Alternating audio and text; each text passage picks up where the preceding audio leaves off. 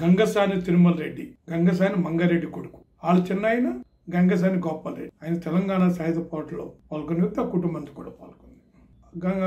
గోపాల్ రెడ్డి గారి భార్య అండాలమ్మ, ఆమె టెక్ విభాగంలో పనిచేసింది. ఆయుధాలు సేకరణ, దాన్ని భద్రపరచడం, సరఫరా చేయటం, ఈ విభాగంలో గోపాల్ రెడ్డి భార్య పనిచేశారు. తిరుమల రెడ్డి అన్నదమ్ములు కూడా మొత్తం ఆయన నలుగురు వాళ్ళు కూడా తెలంగాణ సాయుధ పోరాటంలో పాల్గొన్నారు. ఈ తెలంగాణ రైతాంగ సాయుధ పోరాటంలో గోపాల్ రెడ్డి గారితో కలిసి పాల్గొనడం, ఉద్యమాలు అన్ని విధాలుగా కలిసి పాల్గొనడంతో అందరూ కూడా గోపాల్ రెడ్డి కుమారుడు అనుకున్నారు, తిరుమల రెడ్డిని భావించారు. అంతేకాదు, తిరుమల రెడ్డి చిన్నతనంలో వారి అమ్మగారు అనారోగ్యం పాల్గొనడంతో తిరుమల రెడ్డిని పెంచింది పినతల్లి గోపాల్ రెడ్డి భార్య అయిన ఆండాలమ్మగారు. అందుకే అందరూ కూడా తిరుమల రెడ్డిని గోపాల్ రెడ్డి కొడుకుగానే భావించారు. తిరుమల రెడ్డి అలీగఢ్ యూనివర్సిటీ ఉత్తరప్రదేశ్ గ్రాడ్యుయేషన్ చదువుతూ అర్ధంతరంగా మధ్యలో వదిలేసి గ్రామానికి వచ్చాడు. ఏమిటి చదువు మధ్యలో ఆపేసి వచ్చేసాడు, ఏమైంది, ఏం గొడవ జరిగిందని అందరూ అనుకుంటే ఆయన ఎందుకు వచ్చాడంటే, ఆనాడు ముగ్ధ మయోద్దీన్, రామనారాయణ రెడ్డి, పద్మలారెడ్డి తెలంగాణ రైతాంగ సాయుధ పోరాటం పిలిపించారు.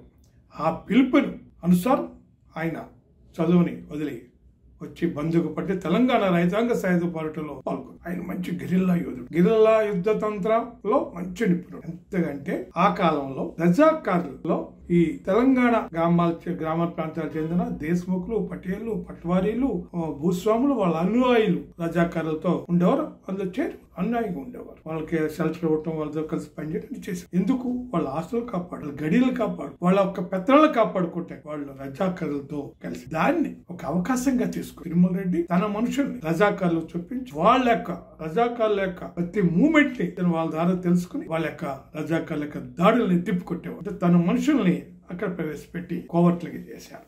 మంచి ధనికుడు. అంతేకాకుండా అడవుల్లో అంటే ఒక సందర్భంగా అంటే రజాకారులు గ్రామాల దాడులకు వస్తారని తెలిసి అడవుల్లో గోతులు తవ్వి అడవిలో డ్యూటీలు వెలిగి ఆ మండుతున్న డ్యూటీలను చూసి ఆ రాత్రి వేళల్లో అక్కడ వీళ్ళు సమావేశం అవుతున్నారు, సంఘం నాయకులు, కమ్యూనిస్ట్ నాయకులు, గెరిల్లా యోధులు అని భావించి ఈ రజాకారు సైన్యాలు గాని, నిజాం సైన్యాలు గాని గ్రామాల్లో దారి పట్టుకొని అడవి దారి పెట్టి నాయకులు, కమ్యూనిస్ట్ నాయకులు, సంఘ నాయకులు గెరిల్లాలు దొరికేస్తారు, మట్టి పెట్టేద్దాం అంతే. తిరుమల రెడ్డి కూర్చులో పడ్డ గోతుల్లో ఆ వాహనాలు, సైనిక వాహనాలు పడ్డాయి, సైన్యాలు చెల్లా చెదిరాయని గెరిల్లా యుద్ధతంత్రుని తిరుమల రెడ్డి ఒక ద్రోహి ఇచ్చిన సమాచారం అయినప్పటికీ 4 రోజులు జ్వరంతో తీవ్ర బాధపడుతున్నాడు. సందర్భంలో ఆయన్ని నెహ్రూ సైన్యాలు చుట్టుముట్టాయి. నెహ్రూ సైన్యాలు చుట్టుముట్టి ఆ చుట్టుముట్టి సందర్భంలో ఆయన చేతిలో ఆయుధం ఉంది, ఎదురుదాడి చేద్దాం అనుకున్నాడు. కానీ ఆ సైన్యం తన ముందు అమ్మాయిల్ని ఒక వలయంగా పెట్టుకుని వచ్చారు. మహిళల్ని అతను ఫైర్ చేస్తే మహిళలు చనిపోయి ఉన్నవాడు ఒక్కడే. తను చనిపోయిన 4 శత్రువులు చంపిసేద్దామని కూడా ఆయనకు అవకాశం లేకుండా పోయింది. చుట్టూరు మహిళల్ని పెట్టారు కాబట్టి ఏమి చేయలేని పరిస్థితుల్లో అసహ స్థితిలో ఉన్నాడు. ఆ సందర్భంలో ఆయన మీద దాడి చేసి నెహ్రూ సైన్యాలు చిత్రహింసలు పెట్టి ఆయన బండిలలో పెట్టి బండిలో కర్ర కట్టి 20 గ్రామాలు ఊరేగించి ఎవరైనా సంఘంలో చేరిన, కమ్యూనిస్ట్ పార్టీలో చేరిన, సాయుధ తెలంగాణ పార్టీలో చేరిన ఇదే గతి అని చెప్పి అందరికీ ఊరేగించారు. ఊరేగిన ఆఖరిని డిసెంబర్ మార్చి 9, 1948 ఆయన్ని రాతి స్తంభాన్ని కట్టి కాల్చేశారు. ఈ మంగారెడ్డి గారి కొడుకులు అలాగే గోపాల్ రెడ్డి సహా వాళ్ళ కుటుంబం, యావత్ కుటుంబం కూడా తెలంగాణ రైతాంగ సాయుధ పోరాటంలో పాల్గొంది.